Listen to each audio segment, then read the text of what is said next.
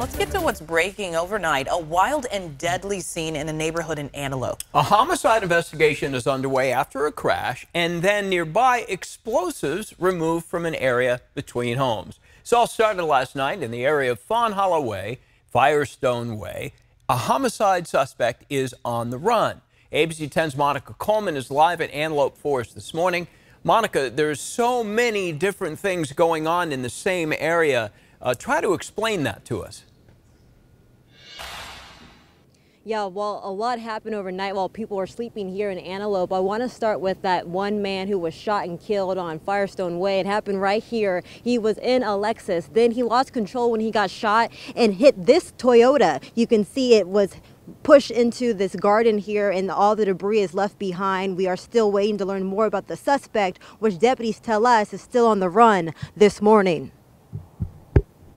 Deputies are investigating a deadly shooting in Antelope. The Sacramento County Sheriff's Office says the shooting was reported in the area of Fawn Hollow Way and Firestone Way around 9 o'clock Monday night.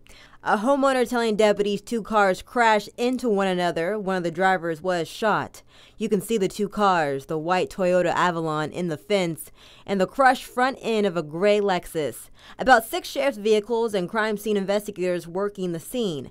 But this is what we do not know. Did the shooting happen here, or was the driver going someplace else?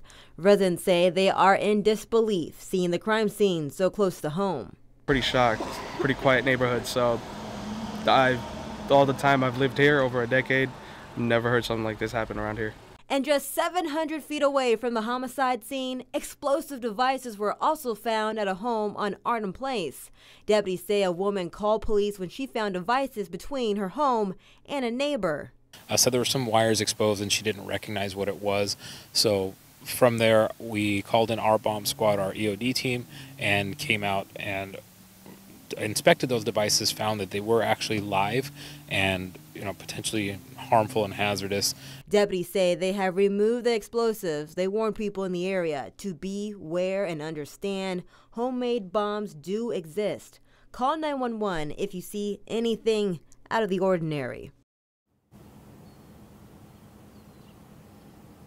As the sun comes up here, we've seen multiple neighbors coming out to see what has happened overnight, and deputies tell us the victim was a man who was pronounced dead at the scene, and he was with his girlfriend, and they were in the area, and they came across the suspect who was in a dark-colored sedan. It's not clear what led up to the encounter, but the suspect shot the victim who was driving that Lexus, as we said earlier, and it's important to note that we are right near the Olive Grove Elementary School, and deputies have been in contact with the district officials about a safety plan because that suspect is still on the loose, and we don't have any suspect information at this time.